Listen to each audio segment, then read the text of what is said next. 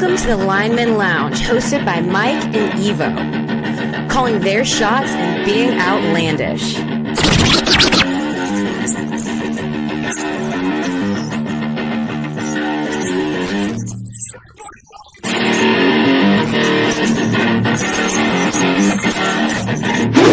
Breaking news from Lineman Lounge. My fantasy football team just took a huge fucking hit. And that also makes it even more likely that the Raiders are going to beat the Ravens on Monday night. Le'Veon Bell is about to be your starter. Latavius Murray is going to go there as well. Jesus, fuck my ass. Get ready for the thickest podcast in the game. Coming to you from Hangar 6, where sleeves are optional. Strap in. The show starts right now. ¿Cómo están, bitches? This is the Lineman Lounge. I'm Mike. This is Evo. We are back in Hangar 6. This is the thickest podcast in sports. And football season is over. That means it is time to start diving into some other shit. We got some baseball on tap. We got some wild things happening in college basketball. We are going to still talk about the NFL a little bit. We got some game recap. We got some coaching hirings. Some real interesting coaching hirings, considering things have gone on with some legal issues possibly going on in the NFL. But we're here. I'm excited. We had a great fucking weekend. Yeah. How are you doing, man? I'm pretty good. I mean, I'm still a little tired, I guess. So me too. Over this long weekend, today is Monday. We're coming to you in the middle of the damn Monday, not at work. It's President's Day. Nice long weekend. And so we took the opportunity to get out of town for the weekend. Went up to Tucson, played a little golf at the Suelo Golf Club, the home of the Arizona Wildcats golf team, and then spent the night at the Casino del Sol, which is right there at the Suelo Golf Course. They're connected, and did a little gambling, a little drinking. I did a lot of drinking. Had a little bit of a rough time having some dinner. Oh, yeah. We're going to get there.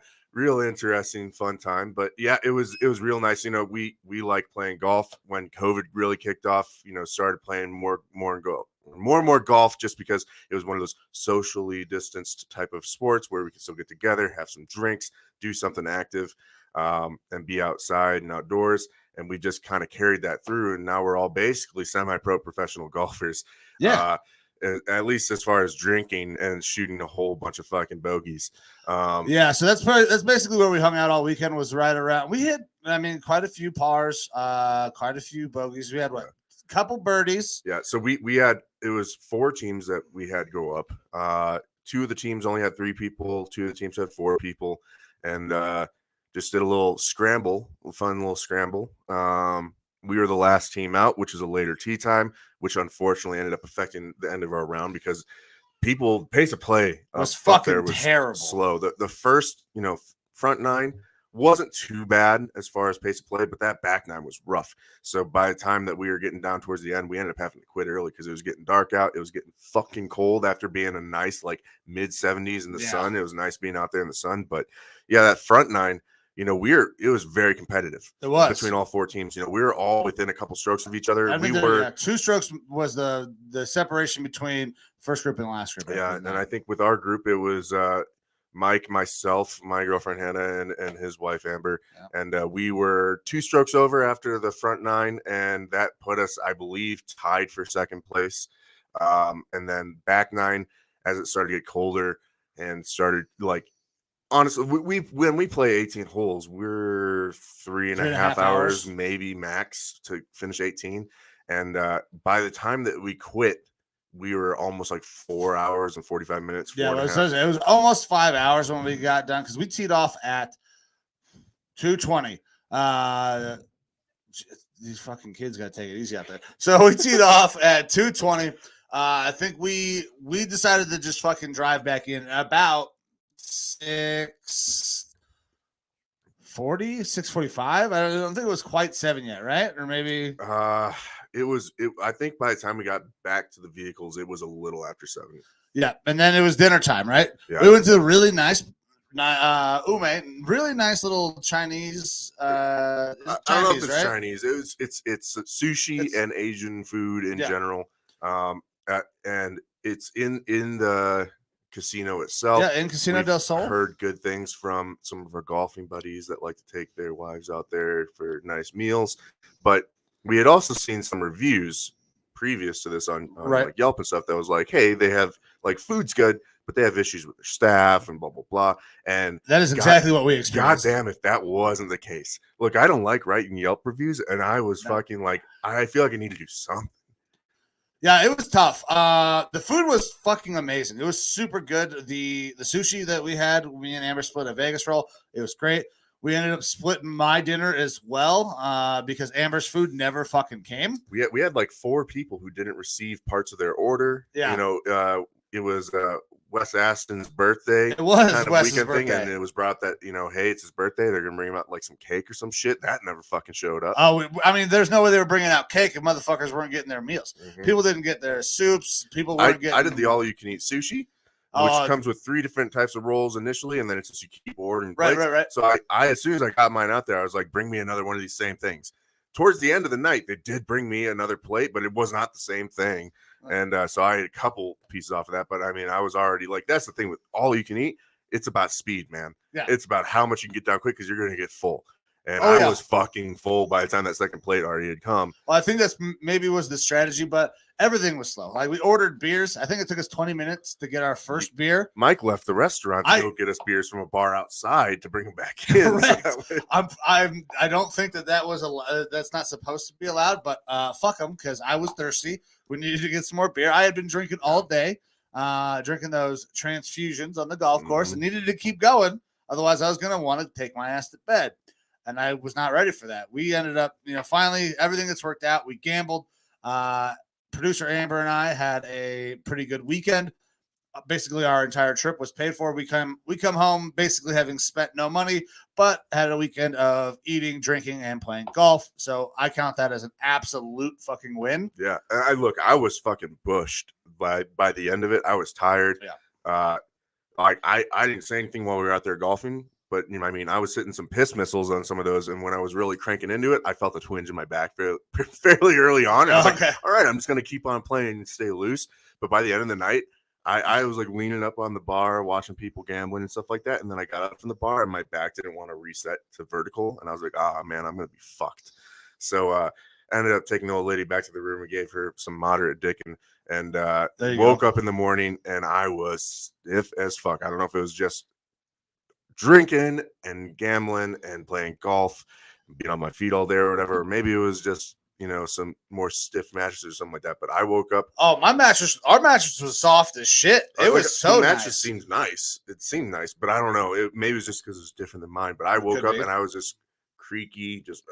My back fucking hurt too. Don't get me wrong. A round of golf, my back is sore for a good 2 to 3 days. Even if I don't feel the twinge, my back is terrible as it is. Yeah. So a round of golf is like, okay, so I'm making the commitment that I'm going to hurt for the next couple days. So I'm still in the recovery phase right now. I'm feeling pretty good right now, but still in that little breakdown recovery. But all in all, fucking fun weekend. Good fucking weekend. I love going gambling. I love going up to play golf at a nice course and everything, for all intents and purposes, the casino's great. Yeah. Golf course is fucking awesome. Incredibly difficult course, but it's super fucking nice. Yeah.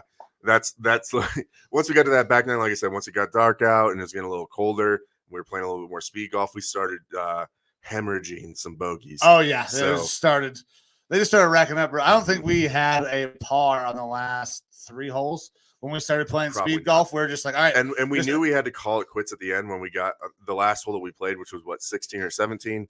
16 is the last hole that we were on. And it was also the last time that I could see a golf ball. Yeah. I got up to drive and was set up, ready to drive, look over, and I see the people in front of us driving across the fairway. And I said, if they die, they die.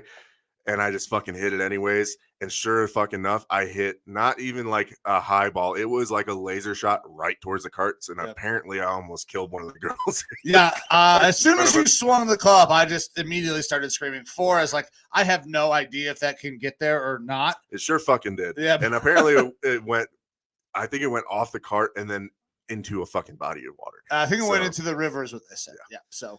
And we were like, all right, well, let's call it a day. Yeah, it was the perfect time to do that because it got to go back, get a little shower in, wash the balls after a nice day of golfing, and then spend the rest of the night having some fun in the casino, eating, drinking, and gambling. I mean, that's a perfect weekend for me. Golf, eating good food, and gambling. Like, I can't have it much. Now, question: did you see their sports betting area? I did. I did not go into the sports betting area. It was basically, it looked like a nightclub set up for sports gambling, food, drink, and big ass TVs everywhere. And I was like, maybe depending on the situation next year, we go up there, have a little sit up there. We'll just set up a camera phone, do a little live stream while getting drunk and gambling. But who knows? A year from now, this might be a completely different situation. It might be. There's a high possibility that here in the next, I don't know, month or so, that this is going to be a remote show where you're going to be, holding down the fort here in Arizona, and I will be in another state. Looking like I'm going back to Ohio right now. Nothing is confirmed, so nobody freak out there.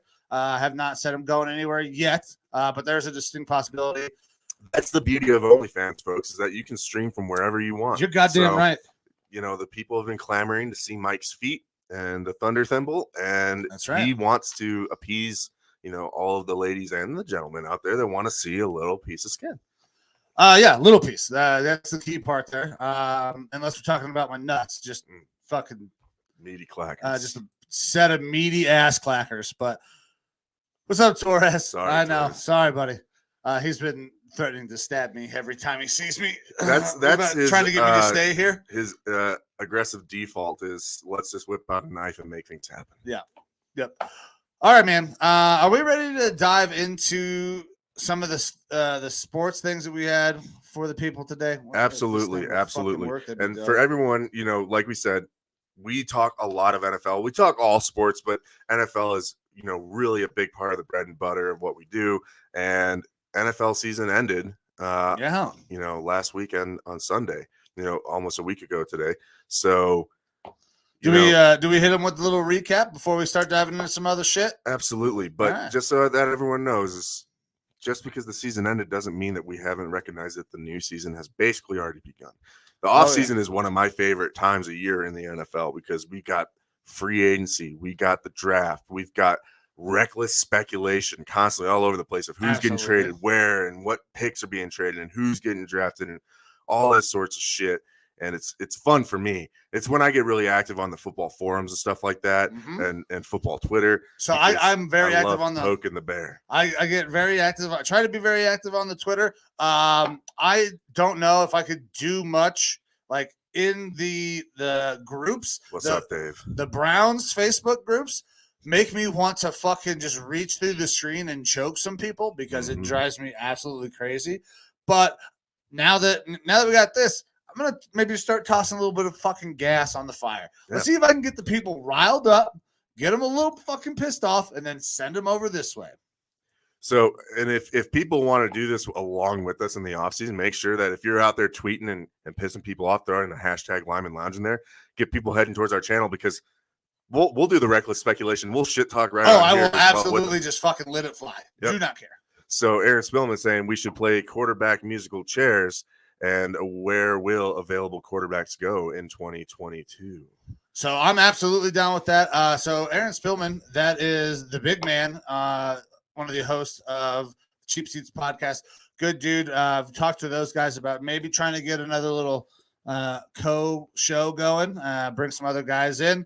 They're a good time. They are also big fans of the drinking, but I'm totally down for some reckless speculation. We're going to get into the quarterback talk at some point. Yeah. But so we're going to develop more of a schedule for this offseason as we go along because we got a while before any of the big events. But the thought process is that today we're going to talk about the Super Bowl, the Superb Owl because apparently it's a problem to say Super Bowl. The Superb Owl. Yeah. We're gonna go over some of the stuff that's happened in the past week, and then beginning next week and thereon, we're gonna kind of linearly talk about, hey, these are free agents that are available. These are the moves that are happening with teams, especially talking about the Browns and the Vikings and who our free agents are and how we're going to manage our cap and our off seasons. But definitely getting into free agency in general and who could be moving and shaking. And then from there, we're going to move into the draft, because first comes free agency, beginning of free agency, then the draft in the NFL. So we'll be talking about that. And we'll be breaking down position groups and everything like that with the draft, sleepers, things like that we like. And then we will, also, of course, be going over things like quarterback musical chairs. We've got plenty of free agents this year. We've got, the possibility of Tom Brady coming out of retirement and all this shit. We're definitely going to get into that this week. Probably not, just because we are just breaking into the off season. Yep. So we need to let things settle a little bit and really get some good content for you guys, planned out as we go forward. Well, and now, so we got some shit coming up, right? We got Combine coming up 1 through 7 March, maybe. We're going to talk about that, though, seeing how many people show up to that shit. The Combine's going to happen. And I don't know how many people are showing up. We'll see how many show Right after Combine, teams have to designate if they're going to franchise or transition tag players. So there's going to be a ton of things. I mean, football season in America is never fucking over, ever. No. Look, absolutely not. I'm comfortable with keeping Cousins, and I'm comfortable with getting rid of him. Like I said, we're going to get into this probably in the next coming weeks, but I will say right off the bat here, just because it's being brought up, Cousins' contract is not fun for my team right now. That's not fun for my team either. He's gotta be fucking, something's got to be worked out. And the reports are that he's not willing to take a team-friendly deal, which is kind of upsetting. And with our new GM, I think that he's going to be like, cool, then don't take a team-friendly deal. You can go somewhere else type thing. But if we're able to work something out with him that moves his cap number around and doesn't leverage our future, I could see him sticking around with us. Now, if we were to straight trade it for Baker, I mean, that kind of sucks for you guys because you're taking on a big cap hit. Big, massive contract. I mean, I think it could potentially be an upgrade. I don't know if Baker's a long-term solution for my team. I would just say if we're doing that, we're already saying, hey, this next season, we might be middle of the pack, but we're going to start looking for a future quarterback, maybe a Malik Willis. That's a look we'll look and see deal. I don't like that idea. And then Aaron, as far as the Combine being boycotted, we are going to get into that in this show here in a little bit. But before we get on with any more of that football talk, let's talk a little bit about some other sports. So MLB, as we've talked about in previous episodes, we're in a lockout, baby. Yeah, they're still in a lockout. They're not fucking going to start spring training on time. It has been pushed back until March 5th. But that doesn't mean they're starting on March 5th because they have to come up with a deal before March 5th. I don't like the odds of that happening. Now, they're getting ready to go back and meet again next week. That's Players Union and MLB. There are certain things that MLB wants that they are not willing to, come off of. Major League Baseball or the MLB PA has certain things that they want that they're not going to come off of. And a lot of this is stemming from how players are being manipulated in their service time. Talked about it a little bit last week. So if you bring up a guy later in the year, that year doesn't count as his rookie year because he didn't have enough service time for it to be his rookie year. So his contract doesn't officially kick off his major league one.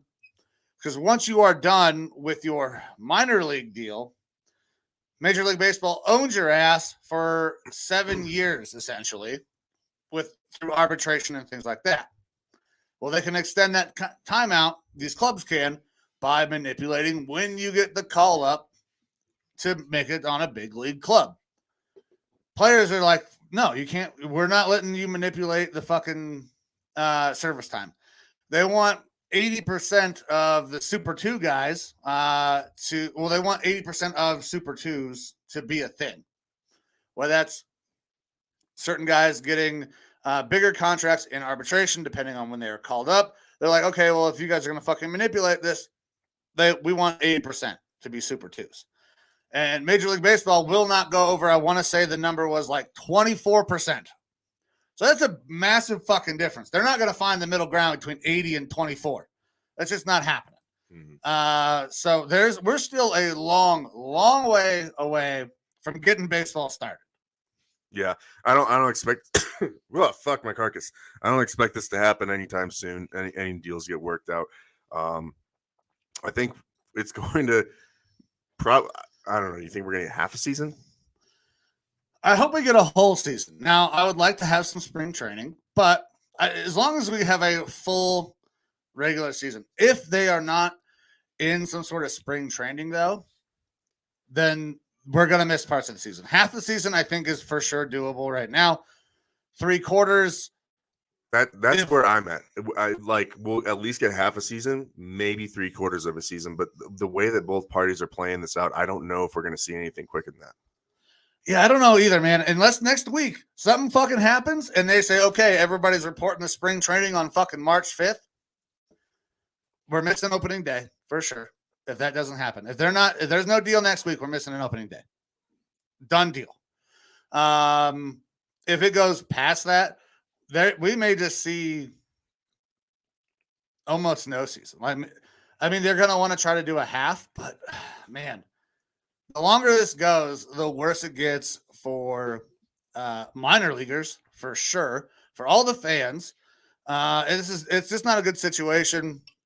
God damn it, I just wish they'd figure this out. It's going to hurt owners and everything, not getting those ticket sales and revenue and all that stuff. I mean, people are going to be wanting this shit to happen. All the people that work in the stadiums are not being put back to work. They're out of jobs right now. So that's not good either. It hurts the economy. Like, we can dive into that. We can, like, this is bad all the way around. They need to figure it out. I don't want to keep saying they need to figure it out, but I mean, they do. Because there were things that, we could have seen happen before this lockout. There was a report that the Nationals offered Juan Soto a $350 million deal right before the lockout. Can't sign that motherfucker if you're in a lockout, though. True. So now he's still on his, rookie waiting arbitration years, and they could get that pushed out. They could get this deal done and lock up their superstar for quite some time. Now, I don't know how many years it was for. I don't think they got into that kind of information release, but it's not good.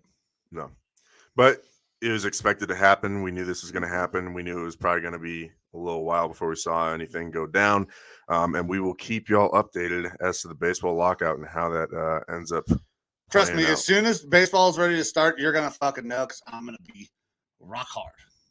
For them Guardians. That's right, baby. Give me the Guardians. I have to get some Guardians gear. I don't have it. You got to get some Guardians gear.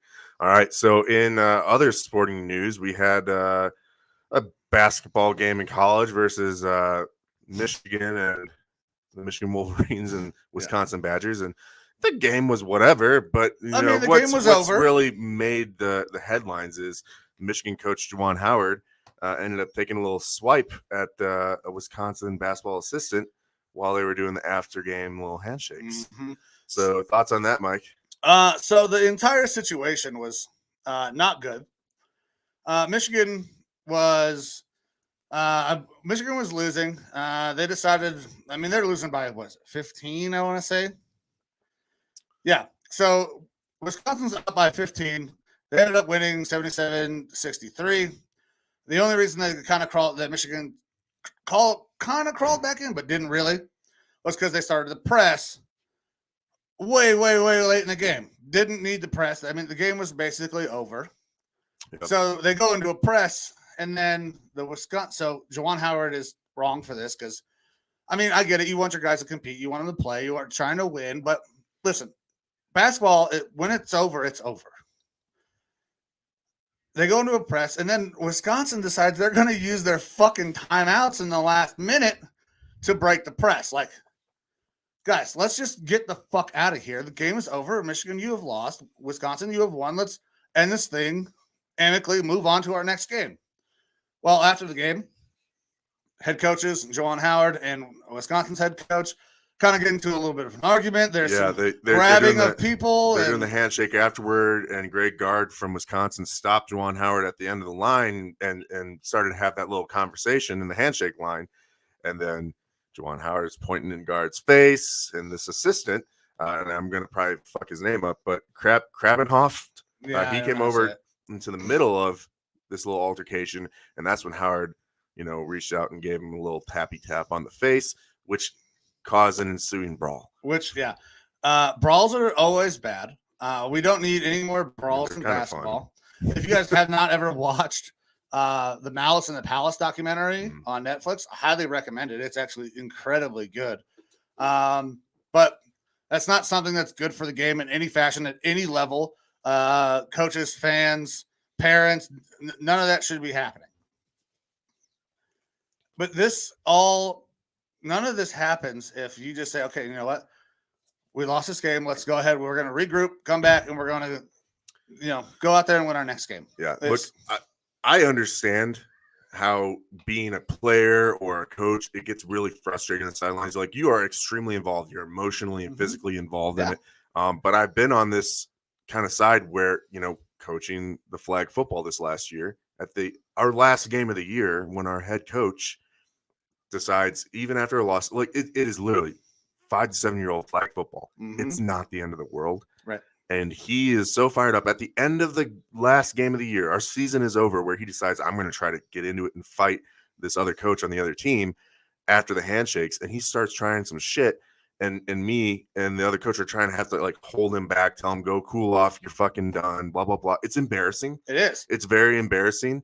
And it's not, especially for those young kids, it is not a good look. No, like it is not terrible. Something that they should be seeing, be a part of. You don't want them around it at all. Yeah, you shouldn't get them thinking that it's the right way to act. No. Now, it's different in college basketball a little bit because these are grown-ass men who are playing. They've already probably seen it. They're 18, but they're adults. Yeah, if they've seen this stuff before, it's it's already happened.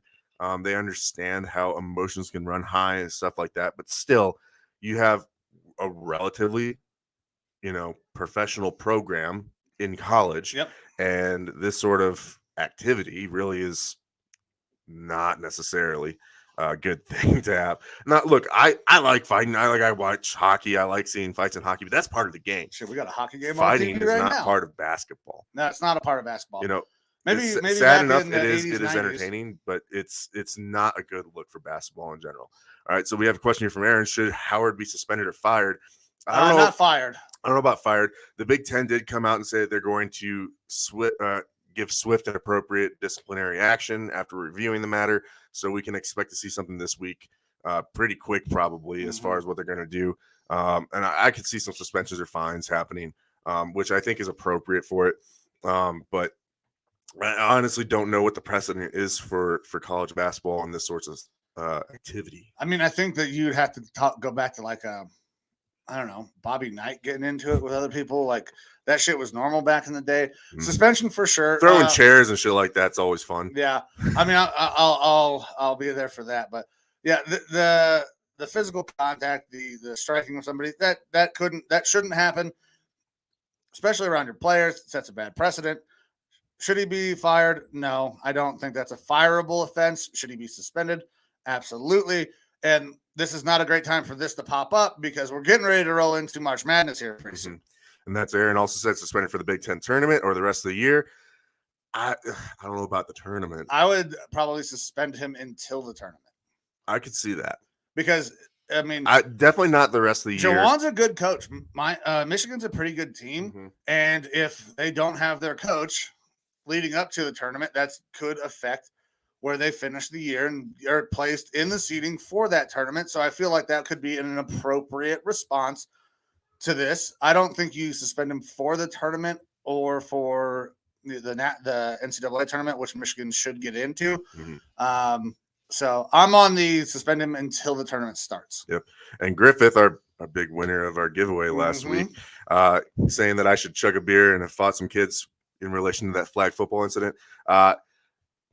That's all right. Look, I like the drink, but I definitely did not have any sort of drinks going down at those flag football games. No. I wanted to be, it was my first year coaching flag football. I wanted to be as present for those kids as possible and setting a good example.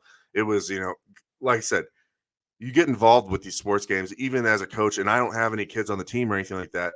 And I'm still, relatively emotionally involved because I like to win. Yeah. I like to coach. I like to win.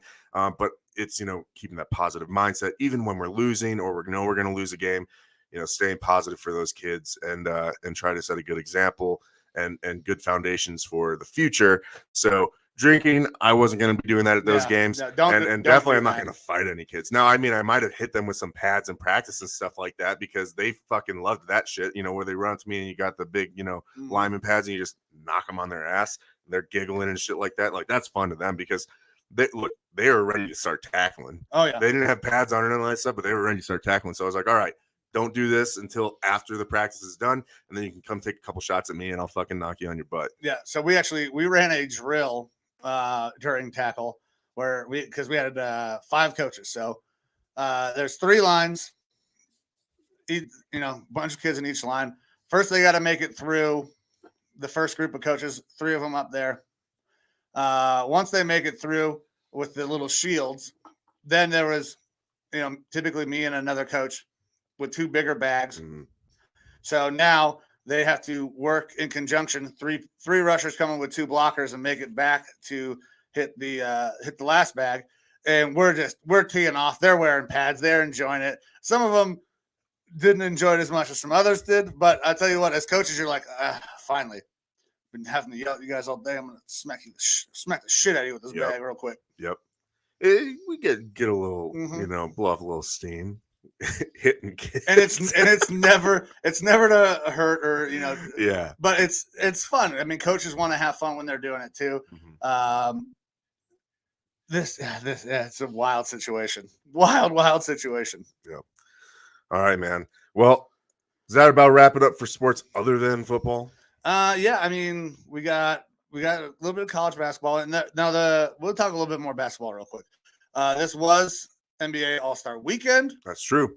Team LeBron ended up winning 163-160. Apparently, it's the first team to 163 who wins because nobody plays any goddamn defense in this game. Steph Curry went absolutely off, dropped the goddamn 50-burger during the game, named MVP. LeBron hit the game-winning shot. Why wouldn't he? It's LeBron, and the game was held in Cleveland. He got a nice round of applause. People still appreciate LeBron for what he did. There's people that still hate LeBron. I'm not necessarily one of those people that hate LeBron. Okay, you said the door's not closed on him returning to the Cavs. You want him back on your Cleveland Cavaliers? Not if it means giving up any of the core players that we have right now. Because this fucking Cleveland Cavaliers team is really goddamn good, exactly the way they're constructed. If LeBron wants to come in and be a part of the group that's there, absolutely. But if I get GM LeBron where he's going to come in, trade away a bunch of young assets to get a bunch of older guys, no, I don't want fucking LeBron there at all. I have no desire to see GM LeBron. I would like player LeBron to be there. Mm-hmm. And Aaron here, who would be in your ultimate dunk contest of all time? Easy. Vince Carter. Yep. Michael Jordan. Yep. LeBron James. He's never fucking done one. LeBron James in his prime, because we're talking about throughout history, right? Mm-hmm. And then I'm probably thinking, oh, man, Aaron Gordon was really good. So was Zach LaVine, but I want to go old school, so I'm probably going to go Dominique. And I think that would be a nice little mix of some newer, some older. I don't know if those older guys can throw some of the crazy shit these guys are throwing now, but I think that'd be a fun dunk contest. You want to see Kobe out there? Kobe was a good dunker. He wasn't a great dunker. Yeah, though. But I mean, it's Kobe. I mean, I love Kobe. He's gone. Yeah. Just to see him back out there. If we could resurrect him. Oh, yeah. I mean, sure. Absolutely. But I want to see guys that can just leap out of a fucking building. True. Like, who was it? Blake Griffin dunking over a goddamn Kia. That was pretty dope. But my number one would be Vince Carter. Like, that's the guy. He is the greatest dunk contest dunker, I think, of all time. Yep. And my boy, Karl Anthony Towns from the Wolves, 3-point contest. Big man winning the 3-point contest. Well, it also helps that Steph Curry did not participate. Sure. Because, well, Steph is the greatest shooter of all time. So, I mean, good for Cat. Good. I mean, that was awesome. You don't see many big guys compete, let alone win the damn thing. It was okay. I mean, NBA All-Star Weekend has kind of turned into a little bit of like what the Pro Bowl is, where it's not actual basketball. No, Did he win a dunk contest? I don't know. Look, basketball is not as much of my thing, and I can't remember historical things like that. So while Mike looks into that, like I'm down for Kobe being there just because whether or not he won a dunk contest or not before, whether or not he's a big time dunker, I feel like if that's like what he's there to do is a dunk contest, he's going to show out. He's going to do some fun shit. He won the 1997 NBA dunk contest as a rookie. Ooh. I did not know that. And then he also asks, what about Spud Webb? So the little dudes who can dunk, that's awesome. It's not as I want to see heads above rim just coming down and yamming. But I mean, it's always Spud Webb was cool. So was what's that? Oh God, what was the dude's name? Muggsy Bogues? No, Muggsy couldn't dunk. I would love to see it though. Yeah. Oh God, Chicago guy. Was just in a boxing match not too long ago, got knocked out. One of the celebrity boxing things. Oh, God damn it. I'm going to have to look it up. Smallest dunk contest winner. So it was Spud Webb at 5'7". Who was it before that? Who was the other guy?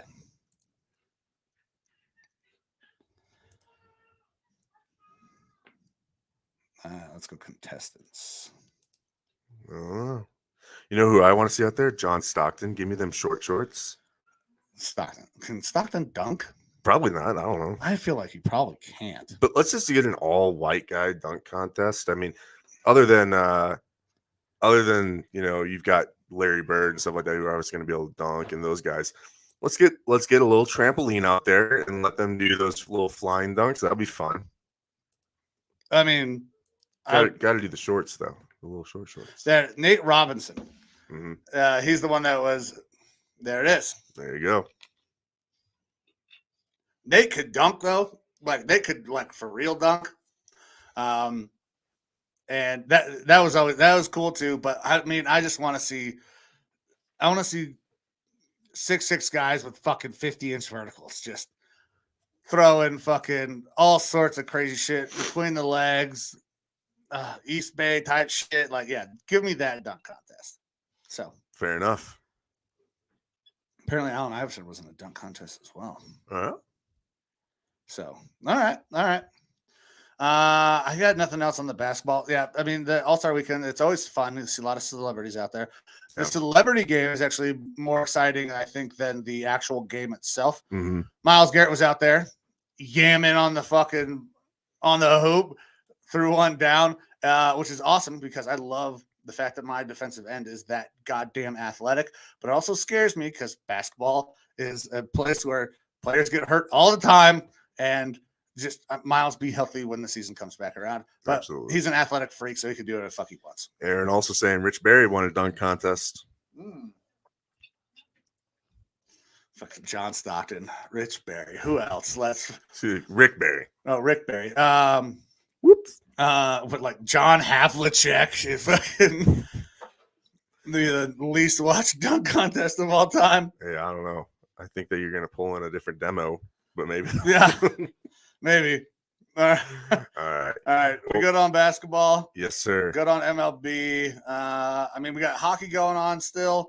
They're not too far away from the Stanley Cup, right? From playoffs getting ready to kick off. I think we're getting down to it. Yeah. Which, my Wild, I'm happy to be seeing that they're doing good. They still are one of the highest odds to win the Stanley Cup, which would be great because I haven't had any sort of a championship in my home state of Minnesota for any of my teams since the Twins back when I was just a little tyke back in the early 90s. So it would be nice to see something. I love hockey. I don't watch as much as I would like to. Right. But when it comes down to the playoffs, I'm definitely involved with that shit. So I will be very involved with it. We just had the All-Star game for the NHL as well here recently. I really like their skills contest. Yeah, their skills stuff is great. Obviously the shootouts and things like that are or the shootout contests and whatnot are great. My Kirill Kaprizov did his best OV impression, which is pretty sweet. Great to see that going down. But if you're ready, I think we can jump into the NFL. Let's jump into the NFL. All right. So, again, we had the Superb Owl over the last weekend, just a little bit over a week ago, where your champions, world champions, are the LA Rams. They are. It was a good game. I still feel like it was tepid compared to the offenses that we've seen from both teams. Mm-hmm. It becomes a little bit more of a chess match. They'll be a little bit less loosey-goosey with things. That's where I'd like to see them go a little bit, more wild and out with their play calls and stuff like that, because you ain't got another game next week. No. So might as well put it all on the line. Now, we did see a trick play. We got Joe Mixon throwing a touchdown pass. Has now have more touchdown passes in the Super Bowl than Aaron Rodgers in the last decade, I believe. That's correct. Yep. I knew that was going to come up at some point. Absolutely. the newly single Aaron Rodgers. Mm-hmm. Oh, bummer. The guy can't get a ring to save his life. Yep. But it was a good game. It was very interesting. They let those guys play for 3.5 quarters. There was like no fucking flags thrown all goddamn game. And we did see missed calls and stuff like that. Oh, yeah. That Bengals touchdown was absolutely, there's some a little offensive face mask there. There's some contact, but they let them play down until the end. That's when we started to see some more penalties and whatnot. There's still questions of whether or not Cooper Kupp should have been in the game for that last touchdown, because play before, he got his bell rung from the looks of things. Yeah. But, for the Rams to be able to continue to fight and play when OBJ goes out, you're down receivers already with Higbee being out. For them to be able to still go out there and be dominant was pretty impressive. Now, they we've seen shots of that last drive by the Bengals where they ended up going, 4 and out basically, or I don't know if they got a first down, but they did not drive the field. They did not get in scoring position. We're not able to try to make a comeback there. But you definitely saw Jamar Chase wide the fuck open.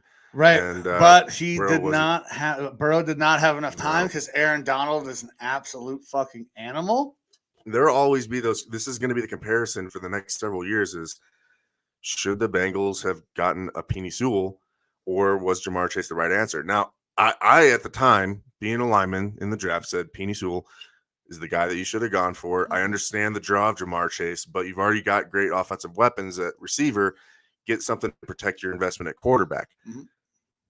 Now there's, going to be those questions going forward, because the line is really what let that team down. It was what stopped the offense from being productive for the Bengals.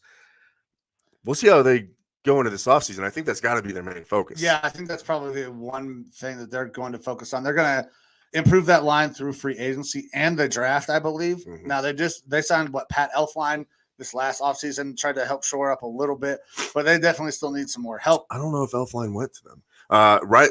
Riley Reef did. That was it. That's at right tackle. Elflein, I think, went to Carolina or something like that. Former Vikings center guard, and he's kind of hot garbage. I mean, I like the guy, but he's kind of hot garbage as far as playing football. Another question here from Aaron. Being from Ohio, did you root for the Bengals and Joe Burrow? I did root for Joe and the Bengals, but not because I'm from Ohio.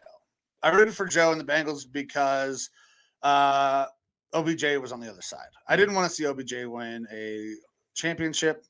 Now, I didn't want to see him get hurt in that game either. The way he handled the separation from Cleveland is tough for me to swallow. And finding out that he was telling players like Von Miller not to come to Cleveland left a very sour taste in my mouth. So I was not rooting for the Rams. I didn't want to be the only team in the AFC North that's never won a Super Bowl, but I did not want to see OBJ get it either. I mean, good for OBJ, good for the Rams. I'm happy for Stafford above all. I'm even kind of happy for Aaron Donald just because he's been so dominant for so long. Yeah, I think that's really where the questions are going to start going now is, there was a report from before the game that if they won the Super Bowl, that Aaron Donald might be considered in retirement, which, it would be an early retirement for his career. But I kind of understand it. You see some of the greats, like, obviously Barry Sanders is a different situation because he's, arguably one of the best running backs ever, best player on the Detroit Lions team for sure. Yeah. And the team is obviously a detriment to him long term. Well, I mean, if we look at what happened to Stafford. Yeah. Calvin Johnson as well. Yeah. It's been a black hole. Stafford's the only one that's been able to make it out and make something of himself, really. So happy for Stafford to win, but with O'Donnell, it's a different situation because he's on a good team. Obviously, they just won the Super Bowl, but he's kind of done just about everything that there is to do in your career, and the guy is just an absolute beast. Now, he goes out there, he wins Super Bowl. The only thing I think that would have been the cherry on the top is to win Super Bowl MVP, which I think there's an argument that he could have won Super Bowl MVP. I mean, he was the reason why that last drive by the Bengals was really shut down. And where Jamar Chase had Jalen Ramsey on the ground, streaking down to possibly win the Super Bowl right there. Mm-hmm. And Aaron Donald makes a massive play, gets a sack. Now he's I think there's been more reports that he's willing to come and run it back, but he wants Vaughn and OBJ back on that team if he's going to run it back. And I don't know if they're going to be able to make the money stuff work. I don't know either. That the way that team is built is the fuck them picks mentality. They're going out, they're getting big names, great players, but they're short-term deals and things like that. It'll be really interesting to see how they navigate the cap situation, and navigate all those A-tier type players and keep them on one roster, because at the end of the day, the cap is there. It's a myth, but it is there. Yeah. And you got to figure it out somehow. Right. It'll be I could see him retiring. I don't know if he will. I hope he doesn't. I want to see him keep going. I mean, he's so dominant. I don't want to see a guy in his I'd say he's still in his prime. Absolutely. And I want him to keep going. I want him to start pushing for some records. So does this win put Stafford in the Hall of Fame? Oh, so I think Stafford is a Hall of Famer based on his numbers. Now, obviously, his winning percentage tells us that he is definitely not a Hall of Famer, but he was on the fucking Lions. It's he's fringe for me. Yeah, he's fringe for me because I have known that for the past decade, he's been one of the best quarterbacks in the NFL. He has been, and he's been doing that on a superbly horrible roster. Yeah.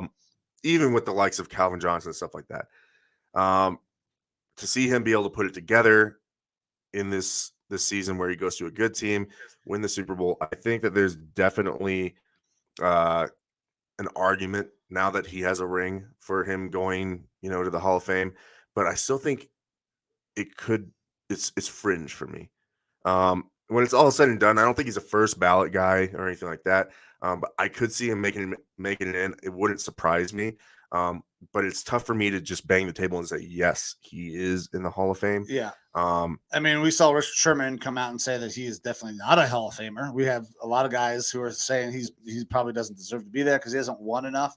Now, if he runs it back and they fucking are there again, then he's starting to definitely put his name there. Right now, I think his numbers tell me he's a Hall of Famer.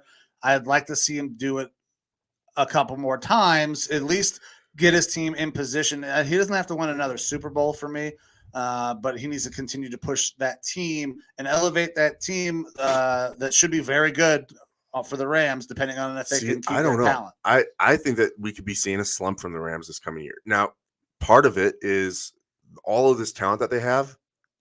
They're not going to be able to keep all. They can't keep them all unless guys are just coming on super discount budget deals and things like that in order to try to run it back. I just don't know that that the Rams are going to be able to run it back. On top of that, their coaching staff is getting gutted. Oh yeah, absolutely. They just hired another guy away. The Vikings are hiring Phillips as the offensive coordinator. Yep, Wes Phillips, who's the son of Wade Phillips, grandson of Bum Phillips. He's going to be our offensive coordinator. They've got, and on the defensive side, I believe Evero, I believe is his name. He's leaving to be a defensive coordinator. But they're losing a lot of their staff, which sucks. The McVay pipeline has been putting out pretty damn good coaches to other places, but they can only go on for so long because when every year you bring in a new guy and then that guy leaves within a year or two, you can only bring in so much good fresh blood and you can only hit so many times. So it's really difficult. So Aaron bringing up that Stafford only has one Pro Bowl to his career, and where's the accolades? And I mean, he's not wrong. No, that's why I'm saying it's fringe for me. It's tough for his numbers, his stats say he's a Hall of Famer. He's one of the most prolific passers that the NFL has seen. but he doesn't have the Pro Bowls. He doesn't have an All-Pro. Now he has a Super Bowl, but he wasn't the MVP of the Super Bowl. So there's a lot of things that are saying that, Stafford might not be a Hall of Famer. I think if he can continue on for the next couple of years, because I don't think Stafford's anywhere near done yet. And quarterbacks can play for a goddamn eternity now. If he continues on and, gets that team in position for, some NFC championship games or whatever it may be, then sure, we start to see that, okay, I think Stafford is a Hall of Famer. And that's, like I said, I think we will see a Super Bowl slump from the Rams.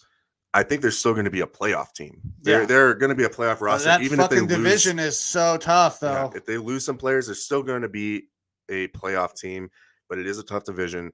It is going to be tough to continue to have this roster built like it is, where they say, fuck them picks and just go after guys, on these shorter deals, but big name guys. It's opportunity for success, but I think it is short-lived. Yeah. I don't think it's sustainable. No, I don't think so either, because of the fuck them picks mentality. You have to kind of build your team through the draft, and these guys are not doing that. They're just Les Snead is like, we're going for it. We're going to go for it every year until we literally do not have the ability cap-wise, and then there's going to be a lot of down years for that Rams team, and then we'll see what happens. Yeah. Would we put Eli ahead of Stafford? So that's interesting to me, because I think that Eli is a good quarterback, but not a great quarterback. I personally don't think he's a Hall of Famer, but because of the 2 Super Bowls, that's why he fits in. And that's a Super Bowl MVP. Those are those modifiers that kind of bumps him in there. It's difficult for me, because I understand why Eli gets in because of the Super Bowls and everything, but if we take away those Super Bowls, I don't think he's a Hall of Famer. Yeah, I think Stafford is a far more accomplished passer than Eli is. I think he has way more talent, but that doesn't necessarily mean just because you have a ton of talent that you should be in the Hall of Fame. Eli has accolades that Stafford does not. Stafford's a better passer than Eli is. Both of those guys are very close for me. Like, for me, Phillip Rivers does not have any Super Bowls, but I have Phillip Rivers as a Hall of Famer. Something that Stafford now has a Super Bowl.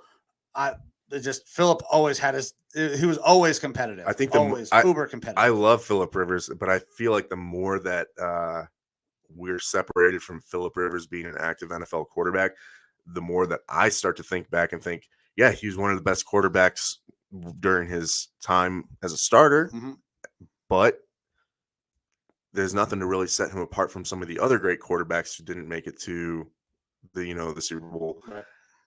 And that makes it fringe for me to put him in. Again, his stat wise, he was fantastic.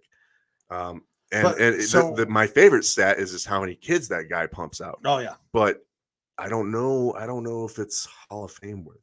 So, and I don't want to just let every guy in. So I understand, and we shouldn't let every guy in. But if we're talking about Hall of Fame quarterbacks, nobody ever questions that Dan Marino should be in the Hall of Fame. That's true. Never won a Super Bowl. Now, he did have a lot of other accolades. He was a Pro Bowler, obviously prolific numbers. Every time that there was a record being broken, there was somebody breaking Dan Marino's record when it was, Tom and Peyton going through and tearing all those apart. And also a little bit with Drew Brees, passing yards in a season. Everybody talked about Dan Marino as that guy, never won a Super Bowl, greatest quarterback to never win a Super Bowl. And I see those guys like a Phillip Rivers who put up absolutely prolific numbers, tons of Pro Bowls. It was a different era, though. It was a different era. But Phillip also has the Pro Bowls and stuff to back it up. They just could never get over that hump. And honestly, it's hard to blame him considering the guys that he was competing against. He's going up against a Peyton Manning, a Tom Brady, and a Ben Roethlisberger every year to make it into the fucking Super Bowl, and he could just never get past one of those guys. And all three of those guys are surefire Hall of Famers. Yeah, so, yeah, it'll be interesting. Like I said, I wouldn't be surprised. I wouldn't be surprised if Rivers gets in. I wouldn't be surprised if Stafford gets in. And Eli, obviously, I think he's getting in just because he's a Manning and he has 2 Super Bowls. And then we got big old Dave Whiteman here. Dan Marino is one of the best quarterbacks around. I mean, he was. He absolutely was. And it sounds like we got a call coming in. Oh, shit. Number 1, bitches. To accept, press 1. To send a voicemail, press 2.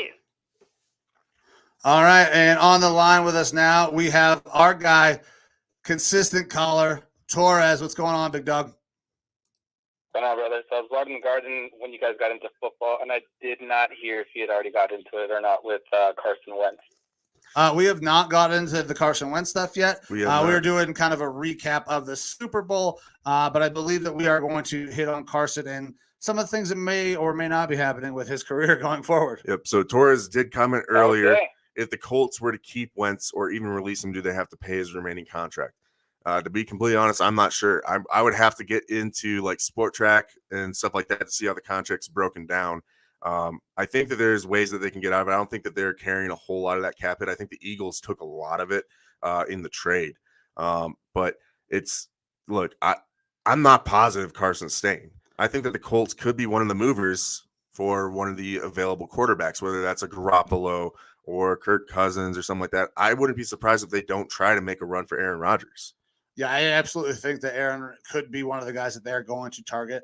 Aaron obviously does Aaron Rodgers Tuesday with Pat McAfee. Pat McAfee, former Colt. They are very close friends.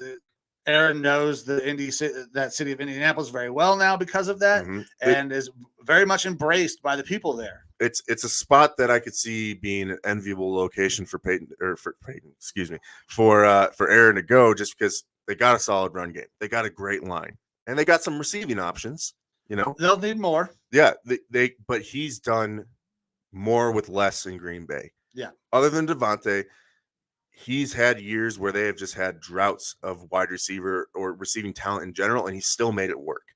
And then their defense obviously is not bad at all. No. So unless they're playing the Jags, if he wants to go to a spot where he can be successful, I don't know why you wouldn't look at the Colts and be like, yeah, this absolutely could happen here. And it could work out for Green Bay as well, because then they're sending his ass over to the AFC. He's not going anywhere in the NFC. And if they were to package in Carson Wentz in that deal, they've got a bridge better than Jordan Love. Yes. And that allows them to kind of look forward towards the future. It helps them with their cap a little bit, because they are in cap hell. Even though they're offering Aaron just stupid money to Aaron to stay. But I think their best option right now is to, like Aaron Spillman's bringing it up right now, Wentz will be released or traded. I think that's probably I think the Colts need to know that they are not going anywhere with Wentz more than what they saw this year. This was one of Wentz's best years on a team that's been better than the Philly teams he's been around, arguably. At least I think so. Yeah. And he wasn't able to get it done. Just like the Rams had to get rid of Goff in order to succeed, I think that the Colts need to do the same thing. And realistically, it pains me to say it, who better than Aaron Rodgers to put them over that hump? Yeah, and I agree. I think Aaron would be a perfect fit there. I think Wentz is gone as well. Their GM was a smart move. I can't say that they're going to do it. You got to make those tough decisions, and I think they need to release them or trade them. Obviously, a trade would be better for the team in general. Yeah, trade would be better. I think it might be tough to get rid of that whole contract, because he is still on. They're still on the hook for definitely some of that, and he's going to be paid at a starter's quarterback salary. I think he's gone for sure. The GM was very non-committal on what they saw with Wentz if he was going to be back. And anytime a GM leaves the door open like that at the end of a year, there's definitely going to be a possibility that there's going to be movement, and I think that we're probably going to see some movement out of Wentz. Mm. Yeah, and it looks like my next. That brings us to the next part, and what we always do at this show. So you better have a beer ready. So I will get producer Amber to grab me a beer. Hopefully she's watching. It looks like if they were to move Wentz this year, they're going to be on the hook for at least $15 million. 2023 is when the Colts would be out, able to, zero dead cap, having to worry about that on moving them. Yeah, so they owe him 23, which my guess is if he's a post June 1, they're definitely on the hook for all of his contract. I don't know about before, but that might all be like his cap hit this year is $28 million, dead cap of $15 million. And then it says on here on Spot Track that 2023 is the year that they can get out of it with zero dead cap. And he'll have 2 years left on his deal, 2023 and 2024, before he's a free agent. And I think that they could probably work. I mean, especially when you're talking about Rodgers, he's still under contract for a hefty sum of money. It gives a little bit of cap relief to the Packers to move him, even if they're taking on a Wentz. And it allows the Colts to get a guy that is going to propel them into the future. I think that would be their best bet. But that's obviously assuming that Rodgers is willing to go there and they can get that deal worked out. Because Rodgers is going to have the ability to kind of negate anything that he doesn't want to do.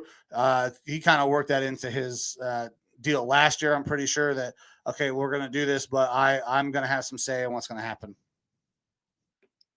Okay, and when I'm tracking, Colts has probably one of the better cap space situations right now, right? I believe that their cap is not an issue. I can look that up as well, though. And Aaron is saying that he likes Jimmy G to Indy. Rodgers is going to be hard to get. Anybody trying to get Aaron Rodgers is going to be hard to get. But Green Bay needs to do something about their cap situation. Aaron is not going to help their situation at all.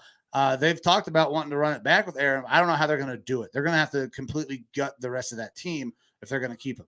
Yep. So right now the Colts are sitting 8th with best cap space for 2022, top 51 cap space, $37 million still available. So they've got a good chunk of change still available.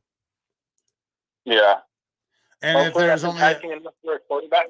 Say that again, buddy. Hopefully that's enticing enough for a good quarterback. Well, and I think the fact that they're if he is traded, I think that the team that trades for him is only going to have to pay the $15 million depending on when the trade happens. Because they can 15. You said guaranteed, right? For Wentz. I think it was still dead cap of 15. I don't know about the guarantees. I'd have to go back to that. So yeah, that would. Pages. Yeah, that's the number I remember too. So I think that if the trade is made, there'll eat 8. Somebody else will be on the hook for the other 15, which sounds a lot better if they can find a trade partner to take Wentz. But who right now is going to go out there and give up any kind of asset right now for a Carson Wentz? The only thing I think you could see happening is basically a salary swap, almost no picks. I mean, and if Indy wants Aaron Rodgers, they're going to have to give up a ton of fucking picks with it as well. Yep. They're saying Indy already gave it first for Wentz. They're going to want there's so much to give up because now you're going to have to give up more picks and take on more salary to dump Wentz. I find that very hard to. It's tough to it's tough to do. It's tough to swallow, but unfortunately, you have to call it as you see it, and it just leaning into a bad decision isn't going to help your team. You know, you got to move him if you can, and if he's not the answer, and to me, Wentz is not the answer for that team. No, I don't think Wentz is the answer for most teams. He's getting to the point in his career. He's at the point in his career where people know who he is. He's probably not much more than a bridge at this point. Be a spot starter for a team that doesn't get one of these big name guys come this cycle and where quarterbacks all go. Mm-hmm. But, yeah, agreed. All right, so where are we at? Well, I texted producer Amber. She has not responded or brought me a beer, so we'll poke out real quick.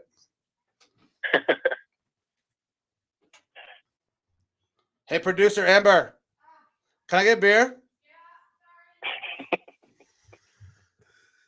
So it's fantastic having a producer / my better half, helping with the show because I don't load up with the beers like I did when we were starting this thing. I don't have a cooler in here with me at all times, especially after the weekend I had. I was trying to not drink too much. Still a little bit in recovery mode. Hair of the dog, brother. You'll be fine. You'll live. One is all I need, unless Torres calls in several times. But we'll keep 2. All right, you ready to do this, big guy? Yeah, this is gonna be a solo mix. I'm going out of a bottle, so. Oh, another bottle. Yeah, go ahead and call it on you. All right, well, let me open this fucking thing and spray it all over the goddamn room because I can't remember how to open one of these without fucking it up.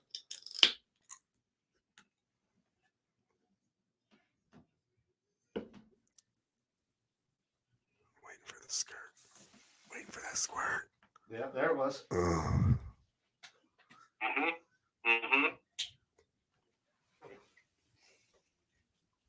All right, I'll bring Torres over to my side to give us a little countdown. Now, I was not planning on drinking today. I will have a beer, but I'm not going to shotgun it. I've got some work to do this afternoon, a little bit of painting of a room. So it looks like Mike is ready. Are you ready, Torres? Let's do this. All right. 3, 2, 1, go. There you go. And Mike's done. Torres is already deep throating that bottle. All right, there you go, buddy. Oh, that's awful. All right. Awful. Well. Always good. Yeah, it was Harper. Always good calling in, man. You guys keep doing the show. Go Colts, Lineman Lounge. Stay sick, guys. All right, thanks, Torres. Thanks, brother. This was the Sexy Torres Shotguns Hour in the Lineman Lounge. There you go, all right, big dog, we're out of here. Bye. All right, and someone is telling me here that they're cleaning the house. I get it. I just want to, I haven't painted a room in several years. I just want to make sure I do it right and not fuck it up completely. So I ain't going to be shocking. But I love beer. Yeah, there you go. I'm not sure who Facebook user is. Hi, Facebook user.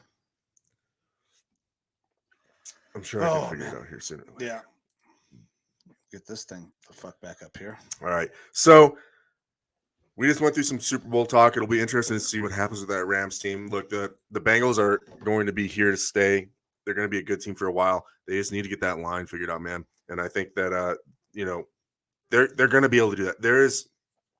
We will get into the free agents that are available, but out of the top 150 free agents, I think something like 15 of them are offensive linemen. Which is There's great. a lot of really good offensive linemen that are going to be out there in free agency this year.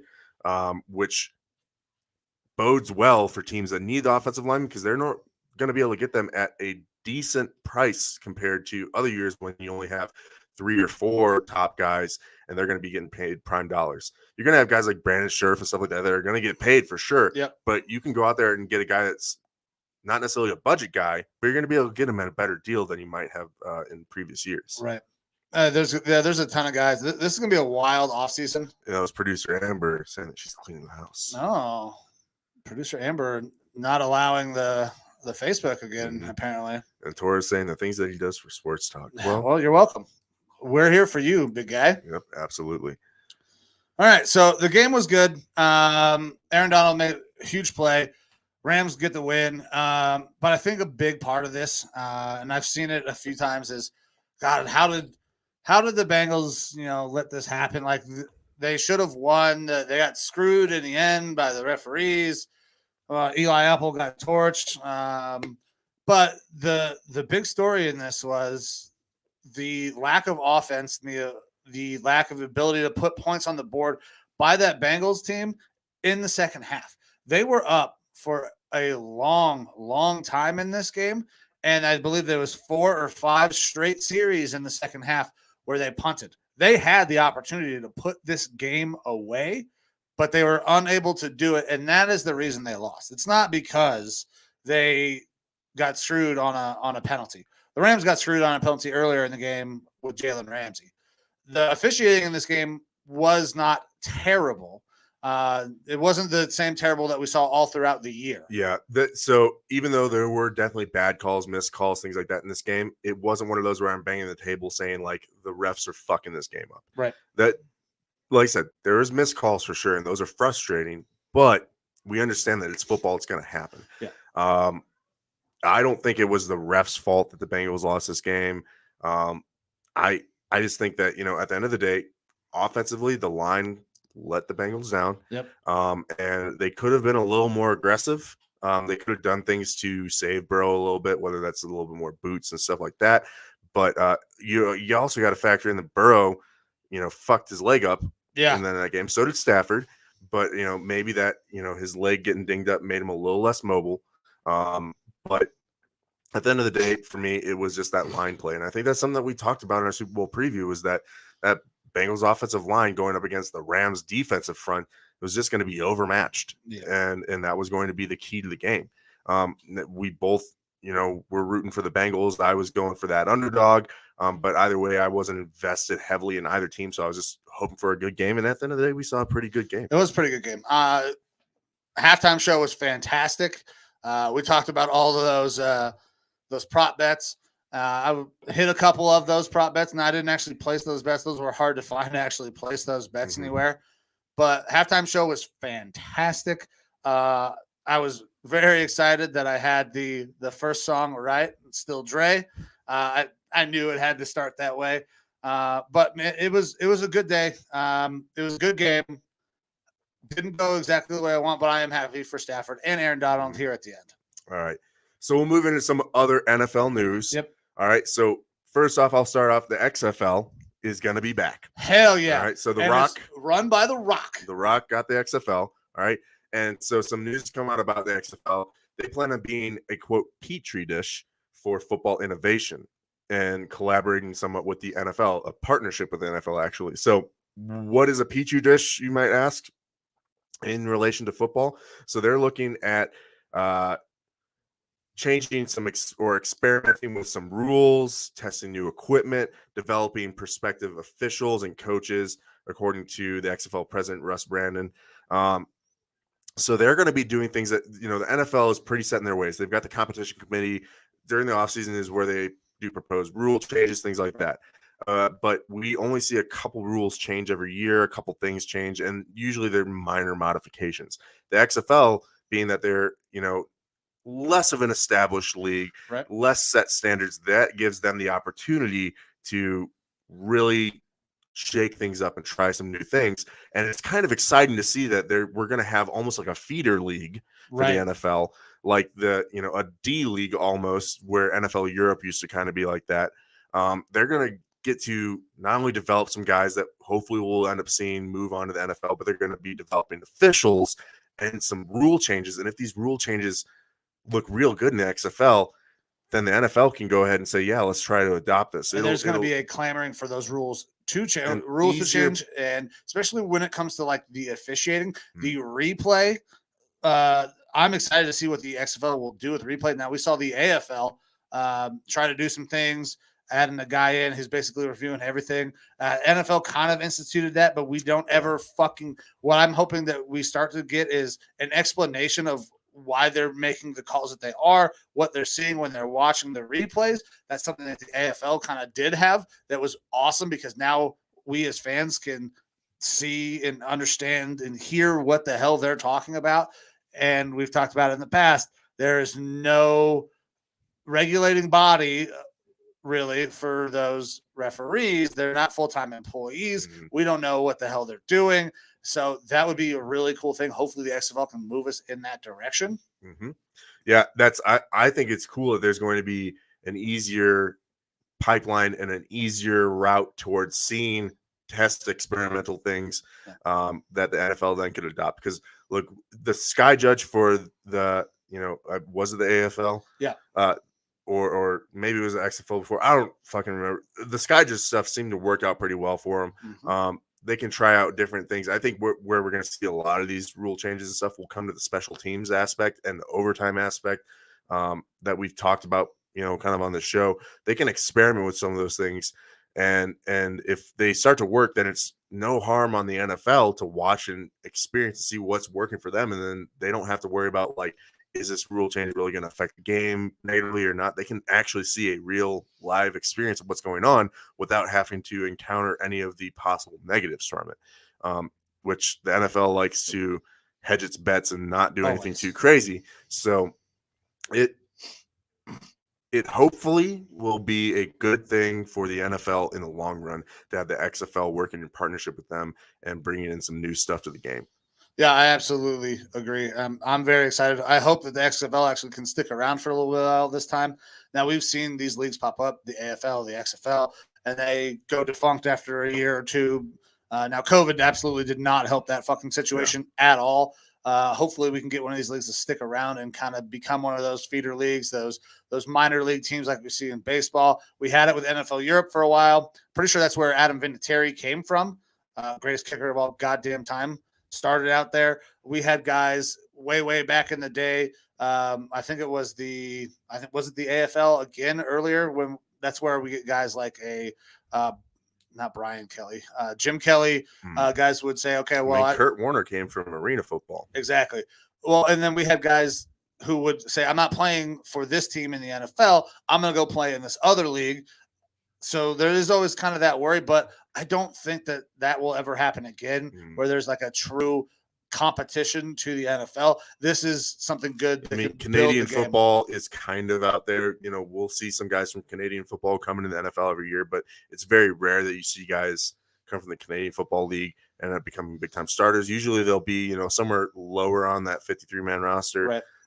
But still, it's good to have other options for players out there to help develop when they aren't NFL ready. And then now we're getting even more on top of that with the rules and officiating, things like that, and a partnership with the NFL. So really excited to see that.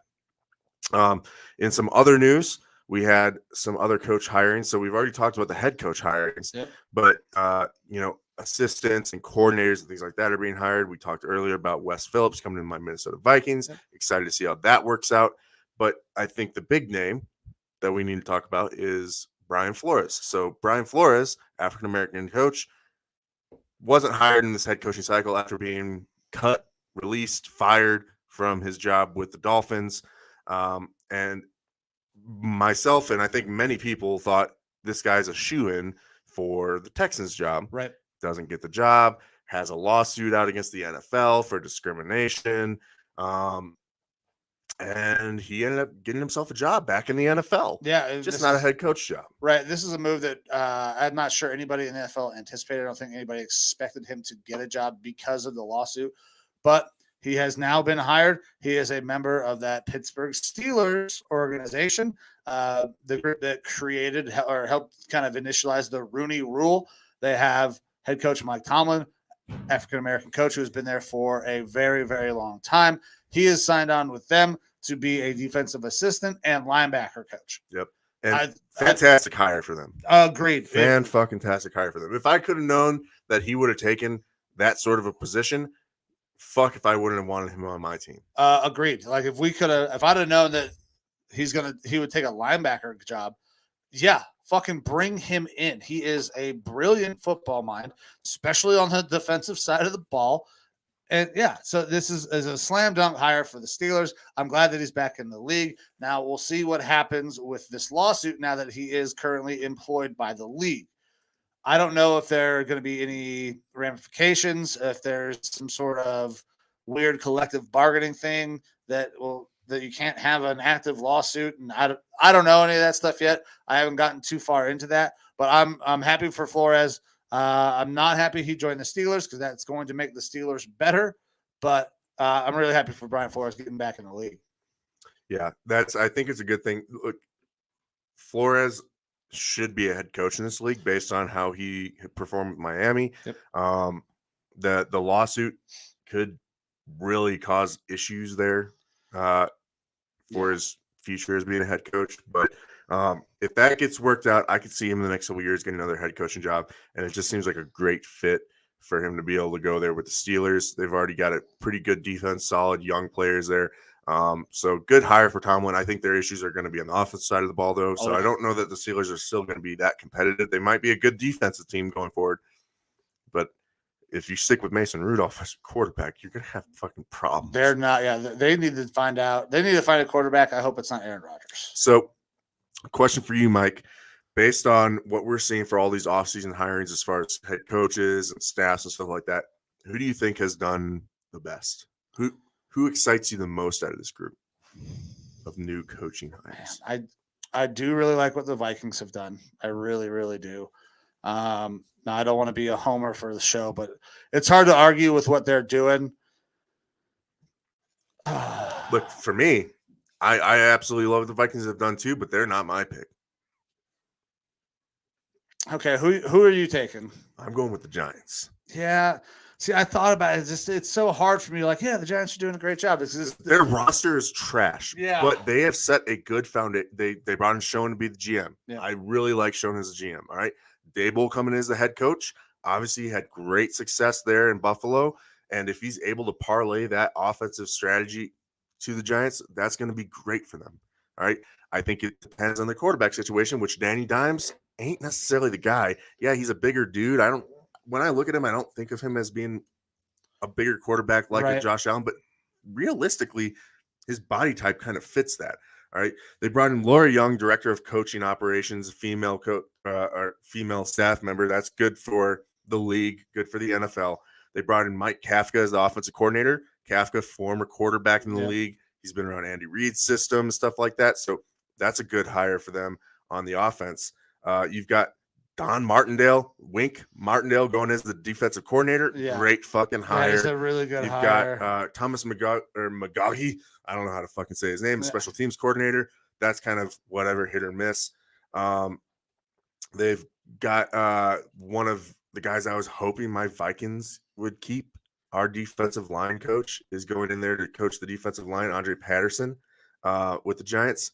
Apparently the Vikings, he wanted to stick with the Vikings, but I think he probably wanted to stay as a defensive coordinator. Nothing's really come out about that other than he wanted to stay with the team. I understand them wanting to go fresh. The only coach seems right now that we've kept is our wide receiver coach, McCardle, which I'm all about. Right. But they have brought in some getting Wink in there for defense is huge. Fucking huge. Getting in that defensive line coach Patterson for him is fucking huge. And I think Kafka is a very he could be an offensive coordinator in this league for another team, no problem. But coming in under Brian Dable, a lot of times when you bring an offensive head coach, they want to run the whole offense and everything. Yep. But you still have a strong candidate in there as offensive coordinator, depending on how much control Dable relinquishes over to him. I think that they are set up nicely in their front office and coaching staff now to build a very strong team. It's just they don't have the roster to support it. What makes me excited, though, for them is that because they've got a good GM in there now, good coaching staff, this might be a 2-3 year rebuild. But by the end of the 2 or 3 years, they might have a fucking damn good team. Right. I mean, so I do like their hirings. I still think I like your Vikings a little bit more. I mean, I can tell you the ones that I absolutely fucking hate for sure. That one's incredibly simple. That's Josh McDaniels, but I don't dislike the Mike McDaniel hire out in Miami. I like Mike McDaniel a lot. I do. He's so weird as he's a head coach. Fucking weird guy, but I mean, this is a boomer bust for them. Yeah, and it's the Dolphins. I kind of feel like he's going to bust, and that makes me really sad because I love Mike McDaniel. I think that as the OC there in San Fran, he's done phenomenal. I would have, if the Vikings had hired him to be our head coach, I would have felt the same way. Right. Real shaky about it. I mean, I would have been a homer and gotten on board with it. I would have felt shaky with it. Like, if there was any way to get him on as an assistant head coach and the offensive coordinator, that would have fucking blown my mind. I would have been super stoked for that. But it's such a boomer bust hire with this guy. Like, I love his personality. I love his coaching style. I love the way that he has built offenses. I don't know how he'll fit as a head coach. I mean, obviously, he's an energetic guy, really new school. But it'll be interesting to see if he's able to succeed there in Miami with the roster that they got and that ownership support. I'm not so sure. Yeah, it's going to be tough with all the things they got. That's kind of the way I feel about the Giants. Like, I like their hirings. I think getting Wink is a massive get. I really like Brian Dable. I thought he was perfect. It's just, it's the Giants, so it's hard for me to be like, yeah, I'm fully on board with this. That's why I was more towards Giants, the Vikings. But it's not the Jets. That's true. It's not the Jets. I like Robert Salah. That's just, I like him too, but it's a black pit of fucking misery. Everything, yeah. The fucking New York teams are so bad. That's why I hope that I'm wrong about the Giants. The Giants, this group can get these guys going. And I feel better about the Giants than I do a situation like the Jets, because the Giants have shown in previous years with Eli that they are able to put together a competent team that can go out there and win the Super Bowl. That's very true. Of the New York teams, I think the Giants are the ones that can do it and kind of I have no compete with that market. whatsoever. And look, if they are able to have a couple good drafts and make some good moves, they're going to have a ton of cap space. Yeah. I think that they can actually make themselves a very competitive team here in a relatively short amount of time. I think year one, this is going to be a rough transition, but we're going to start to see maybe, that 4-win, 5-win team like we did down with the Texans, but they're going to be moving in the right direction. Whereas the Texans, they completely exceeded our expectations. Yeah. My expectation for them this year is a 4-win team, and I could see upwards of 6 wins depending on the moves that they make in the offseason. Next year, I think that they're going to be fringe playoff. Or the year after that, they could be fringe playoff if they're making the right moves with this coaching staff and with that front office. Well, they're going to have 2 massive decisions. The first one, not nearly as big as the second, in my opinion. It's what are they going to do with Danny Dimes? Can Dable turn Danny Dimes into a serviceable quarterback who can win you games? I think that's probably going to end up – they're going to get a new guy. I think that he could be serviceable, but I think that they know that their future isn't with him. Right. So I think that's going to be big. How long do they hold on to him, and when do they make that – when do they pull the trigger and say, okay, we're going to get Dable his guy? That's a big deal, and that's going to be important. But I don't think it's as important for the other move that they're going to have to decide on, and that's Saquon Barkley. That is going to be a huge ordeal, especially in that market. Saquon came in, rookie of the year, looked fucking amazing. Has not done much since because of the injuries.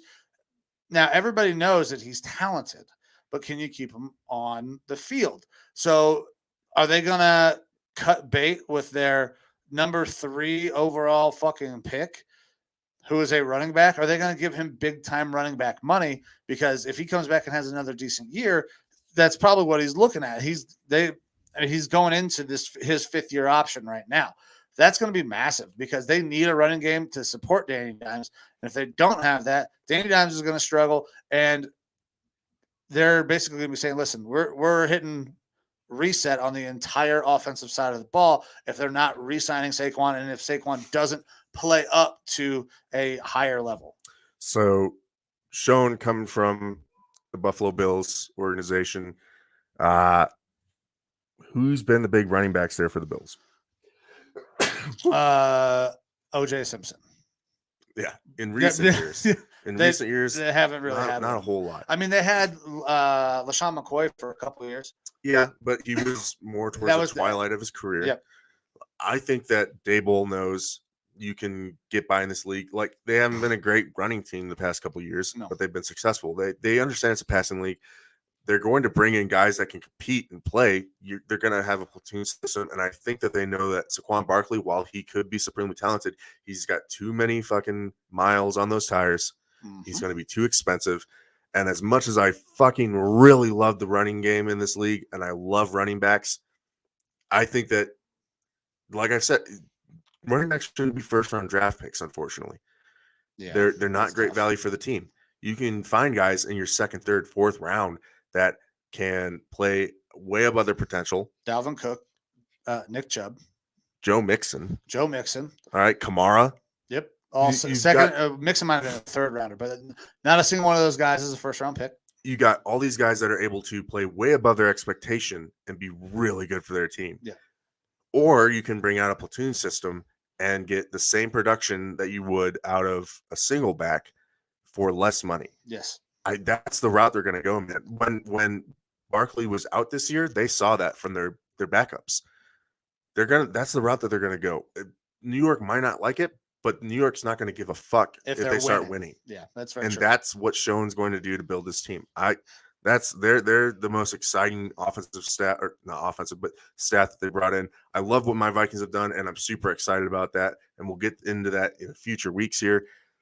But if there's one team for long-term future that I'm excited for other than my team, it's those Giants. As long as they don't blow it up too quickly. This is New York, and that also is a concern for me. Yeah, they have to give them a decent leash there. Yeah. I feel like 3 years is not long enough. Long enough. Like, I'm bullish on them being able to be that fringe playoff team in year 2, but that's like expecting great picks, great free agent strategy, right. And we don't know that we're going to see that. The draft is a crapshoot. It really is. It is. It always is. But with the correct free agency and stuff like that, 3 to 5 years, you're able to see a good return on investment. if that front office is working correctly. And I think Schoen is a guy that definitely can do that. All right, buddy. Is there any more NFL talk that you want to get over? I don't think so, man. I mean, we talked the game. We talked some hirings. We got, the Brian Flores news. I mean, right now there's not a ton else other than getting into the offseason type stuff, but we don't want to start diving into that just yet. Mm-hmm. We want to kind of, have a roadmap on where we want to go. I think our first order of business in the next week or coming weeks is going to be start attacking that free agency and see, where teams might start to go, who's going to be available, who fits in the cap spaces that these teams where we have these needs for certain teams, and kind of what kind of contracts are these guys going to be looking at, or what they're going to be expecting. And we won't know too much of that until a couple weeks from now when they just determine the franchise tags. Now we can give a trades can happen anytime now. Yes, trades can happen anytime now, but we can't get into free agent. We don't know who for sure is a free agent until after the franchise and transition tags are put out on players. And then if they're not that franchise or that transition tag, then we know, okay, these guys are going to free agency. Whether they re-sign with their team or not that's a whole nother story. Yep. Because there's always that ability as well. Yep. So with that, we do have one last thing to talk about, and this was brought up in the beginning of the show. Okay. And this has to go with the draft and the combine specifically. Oh, yeah, that's right. So right now, there's a group of agents for players, prospective NFL players, that are starting to build a boycott of the scouting combine over concerns about the COVID-19 bubble. Now, we've talked about this in previous episodes, but COVID-19 in the NFL is over. At least it was over for last year. But apparently when it comes to the scouting combine, COVID-19 is back in full force. So the NFL is going to have a bubble around the scouting combine, which was understandable to an extent, despite your political beliefs and everything. It was understandable, especially when COVID first kicked off. Yeah, absolutely. Let's get this thing under control and all that until we understand more. But now we're at the point where we know what COVID is. We know how to combat it, how to deal with it, blah, blah, blah. But the NFL still has a bubble expected for the scouting combine. And players and agents are not happy with it. No. So this bubble is going to prevent players or these prospects from being able to interact with their personal trainers, nutritionists, doctors, and their agents while they're there at the scouting combine. Right. And when you are going to the combine, it's make or break for some of these players. Yeah, especially if you're a fringe. If they get drafted or where they get drafted. It could be the difference between being a first-round pick and being a third-round pick. And that's a lot of money. That is a ton of money.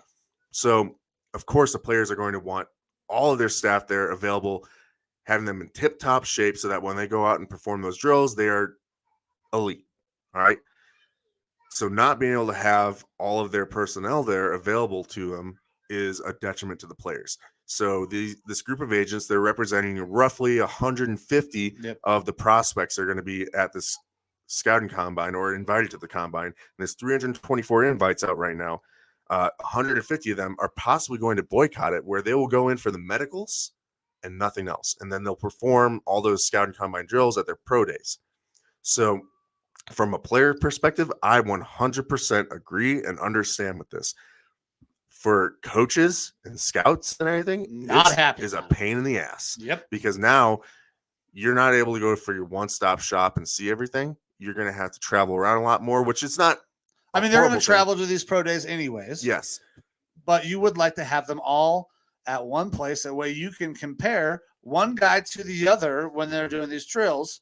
And you can be like, okay, so I like this guy better than I like this guy. And they may not have that. That's you can have that one-for-one competition between possible prospects that you want to get. Now, for the NFL, it's also really not a good thing because in their offseason, they have to do things to fill up time. Yes. They set these events spread out so far apart so that way you've got the start of free agency. You've got the combine. You've got the draft. You've got these key points spread out through the offseason that are something for fans to watch and pay attention to. Yeah, because the NFL is never done. When the season is over, the NFL is always on. Absolutely. Like I said, off season is one of my favorite parts of the season. if you have 150 players and probably a lot of big name players that are willing to not go to your combine, how are you going to have your broadcasts out there explaining where these 150 players are? It's going to be a bad look for the NFL, especially when COVID was over in the Super Bowl and the playoffs. Yeah, completely over. This bubble rule, for all we know, is a holdover from previous years, the past couple of years. Maybe it's a holdover and they just haven't even given time to think about it, which is pretty dumb for a big organization like the NFL. I think the NFL is going to fold on this. I think so too. They're going to be like, no, we can't have this. We're going to create COVID protocols and stuff like that. Right. But I think that they're going to relinquish the bubble because I don't think anyone is really doing the bubble anymore unless it's the Olympics or something like that. But I think that the NFL will probably fold on this. This is really recent news as far as this boycott being brought up. The NFL is probably going to sit back. They've got time to figure this out. So combine starts the first. They'll figure something out before this happens. They're going to have to, because if these guys don't show up and compete, it's terrible. It's a terrible look. Like you just said, it looks bad for the league as a whole. I don't think it looks bad on the players really too much at all, because they are doing that. This is a job interview. Everybody knows what job interview is like. When you walk into a job interview, you want to be ready to perform at your best, and that is what these guys are getting ready to do. It's their first job interview with the NFL. And the agents it's a smart move for the agents to band together and do this, because if it's one or two players saying, hey, I'm not going to do this because I don't agree with the bubble, then they're going to be looked at as guys that are troublemakers or pushback. They're little pansies or whatever. They're going to be an issue for your team. But the agents are doing what's right for their players. They're being smart. They're banding together. And I think that 150 number is only going to grow. I would imagine it will. They're going to get more people on board, more agents, more players who are going to be saying, hey, treat us better, allow us to show ourselves in the best way possible. And it makes sense for the agents and for the players in this big group to do this. And like I said, numbers only going to grow. And I think the NFL is going to fold on this bubble idea. Well, and especially if you have your big time first round pick prospects as a part of this group that is going to boycott, they're going to have to fold. I don't think there's another way around it. Yeah. So expect to hear stuff about that here in the coming weeks, especially when we're talking about free agency, combine, and the draft. We'll make sure to keep you updated on that situation. I did say the combine did kick off next week, right? I want to say it was what I read. I feel like that'd be pretty quick. March 1st, Tuesday, March 1st. So it is in a fucking week. Yeah, that is way quicker than I expected. It is a week. So they have a week to figure this out. So we will have something for the people this upcoming weekend on what has happened, what has transpired with these negotiations, because there's definitely going to be something that comes out, whether there is going to be a bubble or if they're going to back off this bubble and they're just going to implement some protocols. And I'm guessing that those protocols are going to look a lot like the fucking NFL playoffs, where nobody was tested, and as long as you don't self-report, nobody's got fucking COVID anymore. Yeah. So, and look, I mean, we saw it in the Super Bowl. You have, LA Mayor Garcetti out there holding his breath with no mask on. Yep. All that shit. That all the people that got a mask up and blah, blah. There was no bubble for the Super Bowl. Nope. There was very limited masks at the Super Bowl. There were almost no masks. I mean, except for Kanye, who covered his entire fucking face. But I think that was another reason. I think that's less. That was less COVID, more just Kanye. More Kanye. Yeah. That was a wild fucking scene. If you haven't been on social media around the Super Bowl, the memes were fucking great. That was one of the greatest parts of the Super Bowl. 50 Cent just fucking got hammered, and he is being a good sport about it. He is retweeting all of that shit and being like, why y'all doing me like this? And kind of, that sarcastic manner, because 50 Cent looked like a whole dollar bill after that thing.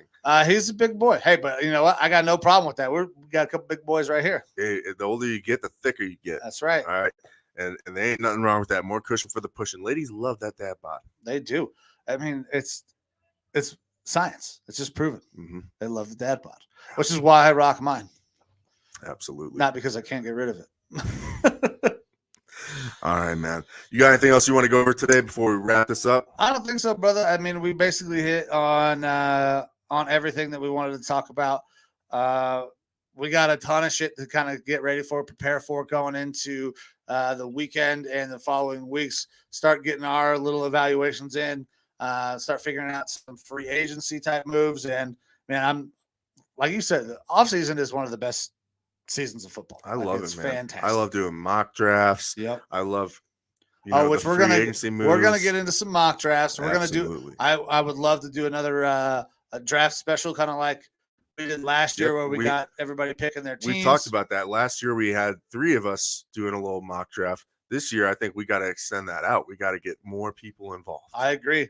So if you guys want to get involved in that, shoot us a message. Let us know.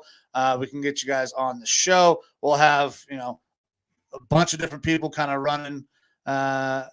Running their teams, and then everybody who doesn't have a team to represent, we'll put somebody in that spot and let them act as GM for that team as well. So absolutely. All right, man. All right, yeah. I believe that's it for the week. That is it for the week. I'm gonna go relax, not choke down any more beers because I had enough this weekend. I gotta stop eating here in the next few hours. I got a blood test tomorrow morning. See if I can't change the thickness of the body here. Yeah, we're still staying thick. Oh, staying body thick. Composition might change a little bit. Body composition is what we're trying to change. So I got to do that. I also got to go to work tomorrow. So. Me too. Yeah. But all right, let's get the fuck out of here. All righty. Well, everybody, thank you for tuning in to this Monday edition of the Lineman Lounge on President's Day. It's been fun. We are just about to get kicked off going forward with the NFL offseason and everything that is entailed with that, and of course everything else in the sports world. So for Mike, Evo, thank you for tuning into the Lineman Lounge. We really appreciate your support and watching the show. Make sure to like and subscribe and follow and comment on all the socials for us, because it's very helpful. It lets our channel get out to more people, allows us to talk about all of our different views, good or bad, all the fun shit like that. All right. So thank you for tuning in. We really appreciate it. Thanks, guys. See you next weekend. See you next weekend. See ya.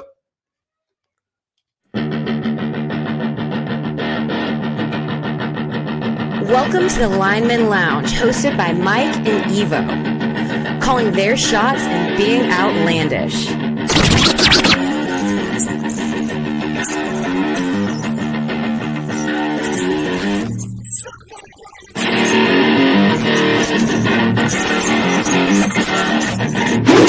Breaking news from the Lineman Lounge. My fantasy football team just took a huge fucking hit. And that also makes it even more likely that the Raiders are going to beat the Ravens on Monday night.